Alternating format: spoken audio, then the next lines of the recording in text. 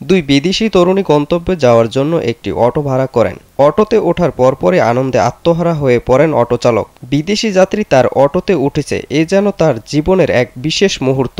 সেই আনন্দই ধরে রাখতে না পেরে তিনি বন্ধুকে কল করে বসেন। ভিডিওতে কথা বলার সময় অটোচালক ফোনের ক্যামেরা ঘুরিয়ে দেন তরুণীর দিকে, যেন বন্ধুকে দেখাতে পারেন সত্যিই তার অটোতে বিদেশি যাত্রী উঠছেন।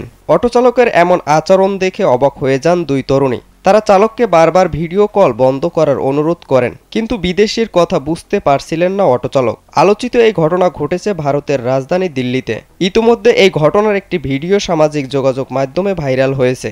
ভিডিওতে দেখা যায় অটোচালক হাসি মুখে তার বন্ধুকে কল দেন এবং ফোনের ক্যামেরা ঘুরিয়ে দেন তরুণীর দিকে, যেন বন্ধুকে দেখাতে পারেন সত্যি তার অটোতে বিদেশি যাত্রী উঠছেন। কিন্তু এ সময় অবাক হয়ে পড়েন ওই দুই তরুণী। তাদের মধ্যে একজন অনুরোধ করেন ভিডিও কল বন্ধ করতে, কিন্তু তরুণীর ভাষার সমস্যার কারণে অটোচালক সম্ভবত বিষয়টি বুঝতে পারেননি।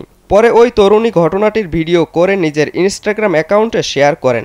ভিডিওটি দ্রুত ভাইরাল হয়ে যায় এবং নেটিজেনদের মধ্যে তীব্র প্রতিক্রিয়া সৃষ্টি করে।